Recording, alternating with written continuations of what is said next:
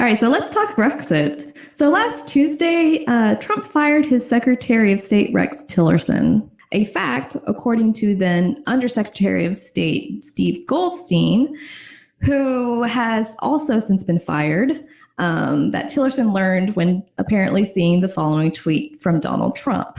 And it reads, Mike Pompeo, director of the CIA, will become our new Secretary of State. He will do a fantastic job. Thank you to Rex Tillerson for his service. Gina Haspel will become the new director of the CIA and the first woman so chosen. Congratulations to all. All right, so now there's going to be some potential changes, obviously. Some would agree that removing Tillerson was a good move. He was the former CEO of ExxonMobil.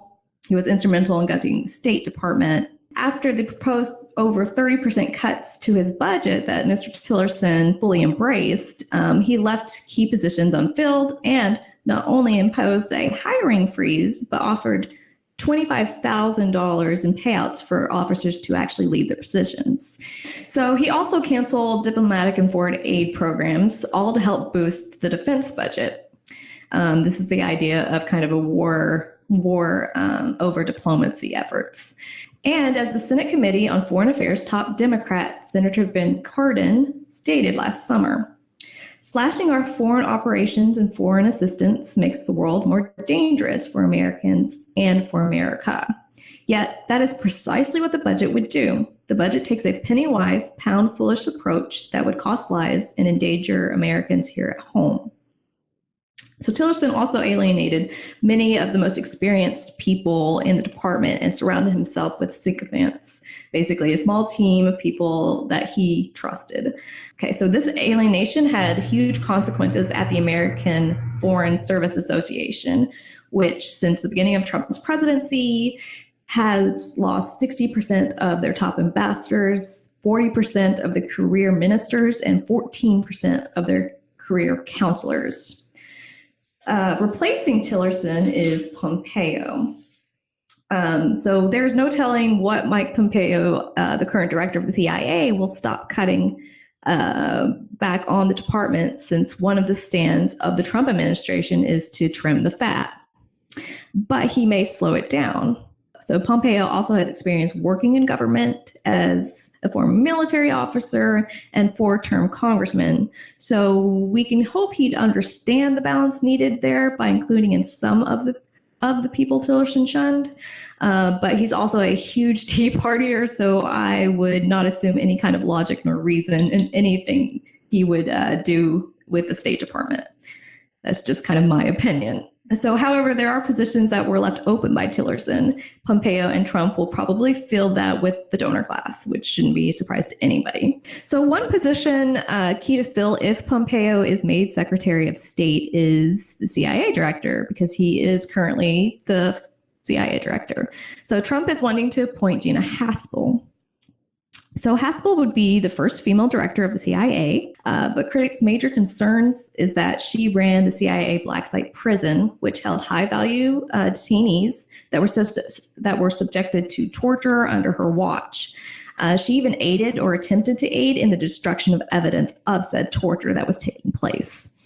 Rand Paul, a Republican senator from Kentucky, made these remarks after the announcement. He said, "To really appoint the head cheerleader for waterboarding to be a head of the CIA? How can you trust somebody who did that to be in charge of the CIA? To read of her glee during the waterboarding is just absolutely appalling." He also went on to state that he would do all that he could to block both Pompeo's and Haspel's appointments. So Rex Tillerson's last day as head of state will be March 31st. So Janet, I just think that Tillerson was there to basically have the sanctions lifted from Russia so that that oil deal that they had with ExxonMobil could go through. I mean, it was how many trillions of dollars are they missing out on because of these sanctions? I can't even remember. Sorry. It's okay. I don't remember either, but it is in the trillions, right? Yeah. So you've got a failed attempt there That didn't go through. And why was he fired in the first place? I mean, he was there to do the deal. That didn't go through. Was it because he didn't do his job? Because I think that's why he was there, was to assure that that deal went through. I mean, the only thing that they've said so far is that Trump and him just didn't get along, and that's basically all I've seen on it. So I don't know. I don't even think that Rex Tillerson even said, yeah, I know that Trump and I don't get along, but I'm going to stick through this. I'm going to keep the job, blah, blah, blah. And then I don't think he even was given any real, I mean, he was told on a tweet. Right. Like, so they claim that they told him 3 days ahead of time. It's not they, it's John Kelly. Yeah. May have given him a heads up, right? So what Tillerson is saying is that John Kelly said, well, when I said they, I meant Trump too, because Trump said, no, John Kelly, he got in touch with him. So all John Kelly said is that to watch for something, because there was going to be something coming out next week on him. Yeah, that's not very descriptive. Yeah, for sure. I mean, that to be getting a tweet that your job is gone, I mean, that's kind of weird. I mean, that's the administration. That's how they fire people, through tweets. Very professional. I mean, this is just.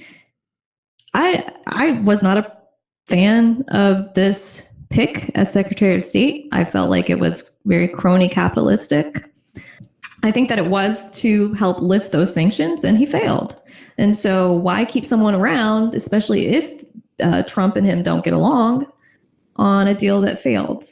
Now, Tillerson liked the Iran deal that Obama made. Trump did not. Apparently, that may be one of the reasons why he was also fired. I don't know. It just, to me, this speaks very kind of disorganized. They don't really know what they're doing. Efforts to, I guess, dismantle parts of the government, potentially. Then, to make matters worse, putting in Gina Haspel, who is a proponent of torture, which is against international law, according to the Geneva Convention, which we are a part of as a country. This just makes me so angry. I'm just wondering, when will the world have enough of America's bullshit? We impose sanctions on the world, on countries that we disagree with and things like that. But we have war criminals that we're protecting right now. Yeah. But nobody sanctions us. No. Why not? I mean, I don't want us to go into an economic depression because of sanctions and things like that. But the international community has a responsibility, too, to hold everybody to account. Just like we as human beings or as citizens of the United States of America, we have to hold our own government to account. And it just is, if you're able to skirt international law, then there is no law. That's just my opinion. And I think she's a terrible pick. I don't care if she's the first woman to head the CIA. I don't approve with torture.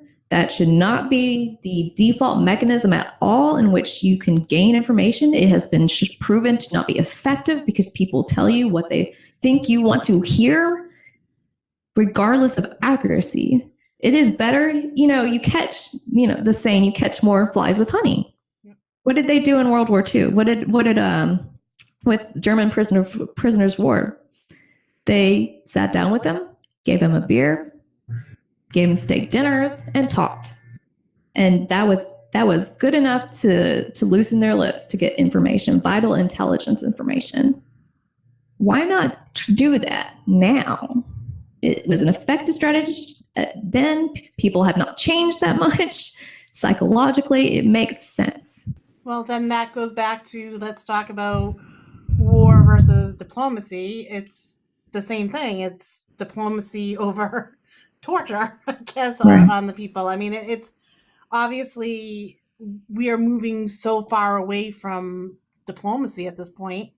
That, like, what are we, like, gonna close ourselves in and not talk to anyone, and then just go out there and bomb people when we have to? Well, we feel like we have to, I should say. Or I don't get where they're going with this. I thought, like, we had that one thing with, like, Trump's gonna go talk to North Korea, and I was like, Right. oh, that's a good diplomacy. But as I was going into the story, I'm like, he doesn't care about diplomacy.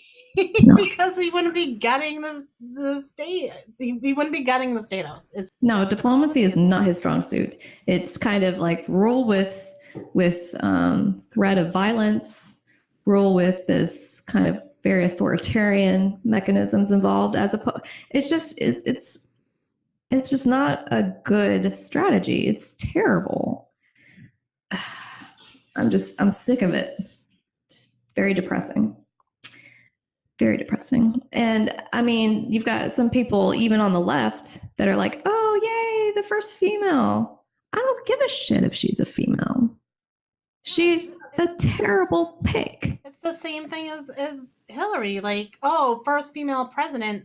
I don't want, like someone that's gonna, be a war hawk, or someone that's gonna side with the banks and side with, like, everything that the left is fighting for or against. Right. I didn't think, I would love a female president, but not under that. Like, not under that stuff. And then it goes the same on any position that we have. For them to be happy that we're, oh, it's a female, you should just be happy. I'm putting a female in. Right. I don't know. I'm a female. I can be a horrible person. I mean, is this country really that devoid of values that they're willing to just say, because they're this demographic, we should support them fully?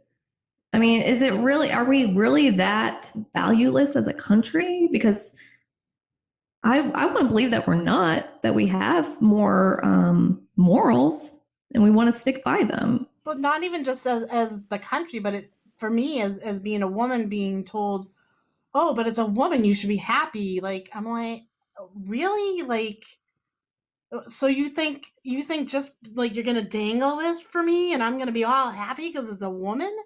She's right. a torturer. Like, this is not a win. This is not a win for women, period. It's not a win for anybody. It's definitely not a win for females at all. All right, so you just tuned into one of our segments and here at Chat, which is Communications Happenings and Trends. If you liked what you saw, please like our video and don't forget to subscribe. And because we want to bring more content to you, our viewers, we really need your help. So if you could just go to our Patreon page, just donate $5 a month or whatever you can, it would really help us out here. Thanks for watching. And I'll put the Thanks for watching. Thanks for watching.